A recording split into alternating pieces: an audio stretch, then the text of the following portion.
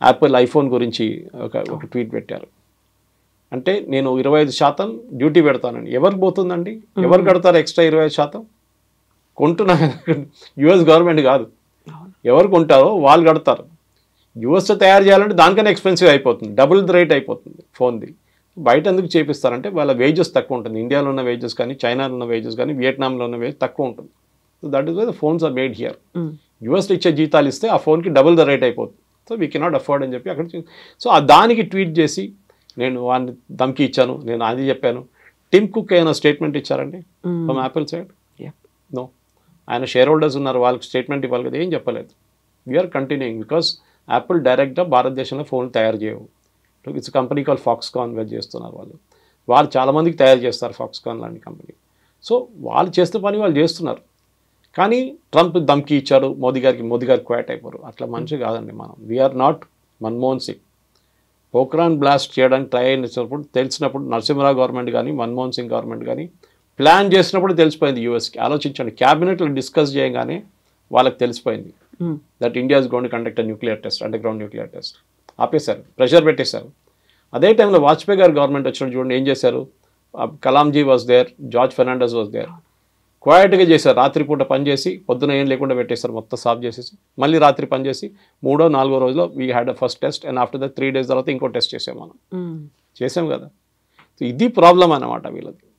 So వీళ్ళకి రాహుల్ గాంధీ లాంటి వాళ్ళకి చెప్పడానికి చాలా ఈజీ. ప్రెషర్ పెట్టారు దానికోసం ఆపేసామని చెప్పేసి. ఎన్నిసార్లు యూఎస్ మన మీద ప్రెషర్ పెట్టారు మనకే తెలుసు. షిమ్లా అగ్రిమెంట్ ఎవరు చేయించారండి? ఇందిరాగాంధీతోని, జుల్ఫికర్ అలీ భుట్టోతోని. దానికన్నా 1 సంవత్సరం ముందు బంగ్లాదేశ్ లిబరేట్ చేసిన మనిషిని 1 year తర్వాత మొత్తం ఇచ్చిన ల్యాండ్లన్నీ మనం ఇచ్చుకోవాల్సి వస్తుంది, including Haji Pir. 1600 square kilometers we return to Pakistan Shimla అగ్రిమెంట్లో. ఎందుకు ఇచ్చారంటే స్ట్రాంగ్ లేడీ, ఐరన్ లేడీ, ఎందుకంటే యూఎస్ డిక్టేట్ చేశారు you have to give back this land అని చెప్పేసి. హాజీపీర్ అనేది చాలా పెద్ద హైట్లో ఉన్న మౌంటైన్. అది మన చేతిలో ఉంటే మన కార్గిల్ మనకే ఉంటుండే ఇప్పుడు దాకా.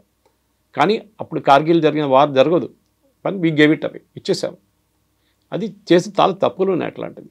అప్పుడన్నీ మనం చెప్పుకొని వస్తే చాలా యూఎస్ ఇంటర్ఫియర్ చేసింది. కేజీబీ ఇంటర్ఫియర్ చేస్తుంది దానికన్నా ఎక్కువ. కేజీబీలో మిట్రోకిన్ ఆర్కైవ్స్ చూస్తే మీరు, one of the spice who defected to US, his name is మిట్రోకిన్. ఆయన రాసిన ఒక పుస్తకం ఉంది మిట్రోకిన్ ఆర్కైవ్స్ అని చెప్పి. దాంట్లో ఓపెన్గా చెప్తున్నారు ఇందిరాగాంధీ క్యాబినెట్లో 3 మంత్రులు union ministers were KGB spies. KGB కోసం స్పైయింగ్ చేస్తున్న మనుషులు. వాళ్ళు ఏ క్యాబినెట్ మీటింగ్లో ఏ నిర్ణయం తీసుకుంటే నెక్స్ట్ మినిట్ మాస్కోకి తెలిసిపోతుంది. You are talking of the cold war days. ఆలోచించండి. సో మోదీ గారు ట్రంప్ చెప్పారని చెప్పి పడడం ఏం లేదండి. వీ విల్ ఎప్పుడు ఆపాలని మనకు తెలుసు.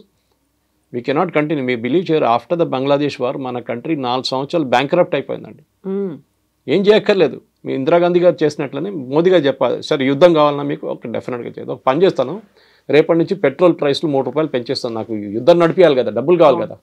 అప్పుడు చూడండి, అప్పుడు మారిపోతుంది డైలాగ్. ఎందుకు యుద్ధం అవుతుంది, 3 రూపాయలు పెట్రోల్ నేను కట్టాను. So every war comes with a price అంటారు. హ్యూమన్ ప్రైస్ ఉంటుంది, బడ్జెట్ ఉంటుంది, ఈ 2 ఉండాలి. ఎందుకంటే మిసైల్ ఫైర్ చేస్తే ఒక్కొక్క మిసైల్కి ఎంత పడుతుంది? S-400 $1 million పడుతుంది. So you cannot afford it. So కావాలంటే నడిపిస్తాం, కానీ ఏమండి, what is the end? Russia Ukraine కొట్టుకున్నట్లు కొట్టుకుంటే పోతాం, వాళ్ళు మన మీద వేస్తారు, మనం వాళ్ళ మీద వేస్తాం, మళ్ళీ వాళ్ళు మన మీద వేస్తారు. చిన్నపిల్లల ఆట కాదు కదా. So you have to have that maturity. అదే మళ్ళీ రిటర్న్ అదే పాయింట్కి వస్తాను అనమాట. ఎమోషనల్ మెచ్యూరిటీ లేదు. ఏదైనా మన ఇంట్లో కూడా డిస్కస్ చేస్తున్నప్పుడు కూల్గా ఆలోచించాలి ఏదైనా కానీ.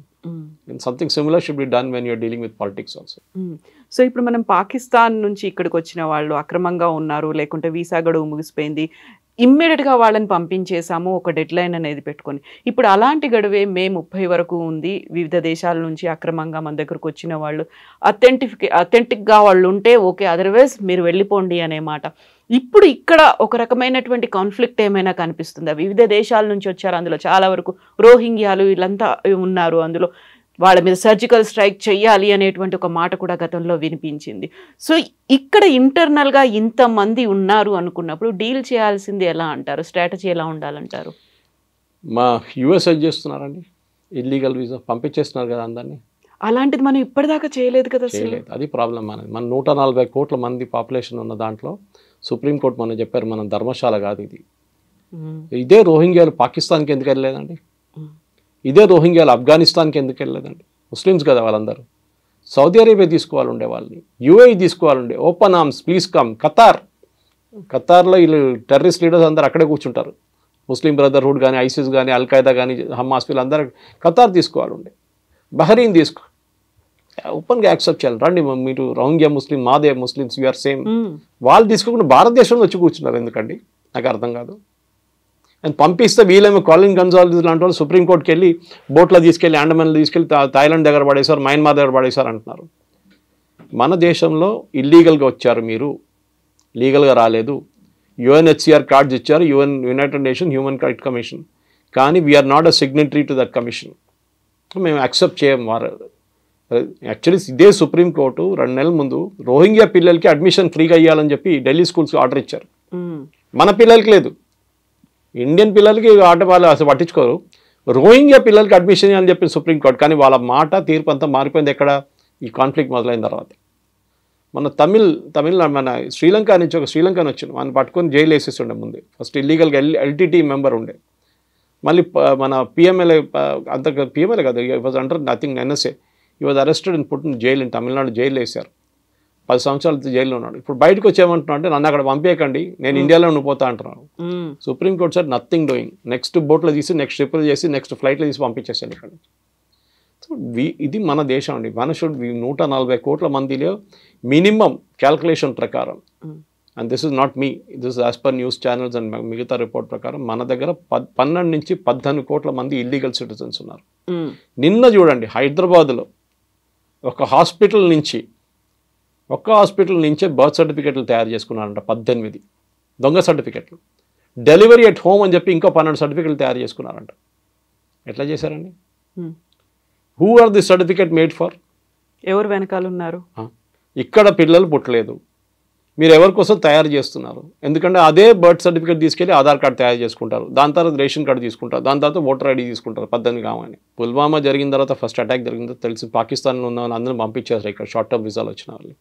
అప్పుడు తెలిసింది అక్కడి నుంచి పెళ్లి చేసుకొని ఇక్కడ వచ్చి 22 మంది వచ్చి ఇప్పుడు ఆల్మోస్ట్ వాళ్ళందరూ గ్రాండ్ మదర్స్ అయిపోయారు. ఆ ఇంట్లో 1200-1300 పిల్లలు ఉన్నారంట ఆ ఏరియాలో అంతా కలిసి. థర్డ్ జనరేషన్ కూడా వచ్చేసిందంట. ఆలోచించండి. We are not a dharamshala. Sorry, మన పాపులేషన్ మన పెద్ద హెడేక్ మనకి. వీళ్ళకి తిండి ఎందుకు పెట్టాలండి? మనం ఫ్రీ రేషన్లు ఎందుకు ఇవ్వాలండి వీళ్ళకి? వాళ్ళ దేశం ఉన్నారు, వాళ్ళు అక్కడ వెళ్ళియండి. We don't want. First of all ఇది అస్సాంలో జరిగింది, మీకు గుర్తుంటుంది. అస్సాంలో పెద్ద అజిటేషన్ జరిగింది when Rajiv Gandhi was the prime minister. All Assam students union వాళ్ళు అక్కడి నుంచి బంగ్లాదేశ్ నుంచి వచ్చిన ఈవెన్ హిందువులు కూడా, వాళ్ళు ముస్లిమ్స్ వస్తారు కాదు, హిందువులు కూడా వ్యతిరేకించారు. వాళ్ళు మా దగ్గరికి ఎందుకు వస్తున్నారు? భారతదేశంలో ఇంకా మిగతా స్టేట్స్ ఉన్నాయి కదా, అక్కడికి వెళ్ళొచ్చు కదా మీరండి. అస్సాంలో 21 కాన్స్టిట్యున్సీలో డెమోగ్రఫీ మారిపోయిందండి సడన్గా. హిందూ మెజారిటీ ఉన్న కాన్స్టిట్యున్సీ ముస్లిం మెజారిటీ అయిపోయింది. మన ఏఐయుడిఎఫ్ పార్టీ అక్కడి నుంచే ఫామ్ అయింది, బంగ్లాదేశ్ నుంచి వచ్చిన వాళ్ళందరూ కలిపి. వాళ్ళకి ఇప్పుడు పార్లమెంట్ సీట్ ఉంది, వాళ్ళకి అసెంబ్లీ సీట్స్ ఉన్నాయి, గెలిచారు వాళ్ళు సీట్లు, మెజారిటీ అయిపోయారు వాళ్ళు. ఎట్లా అయ్యారండి అది? సో మీరు బంగ్లాదేశ్ నుంచి సెటిల్ సరే కట్ ఆఫ్ డేట్ పెట్టాం, దాని తర్వాత ఇంత పెద్ద గొడవ అయిన తర్వాతనే రాజీవ్ గాంధీ అగ్రీ చేశారు. In fact national register for citizens, NRC అని మాట్లాడుతూ ఉంటాం.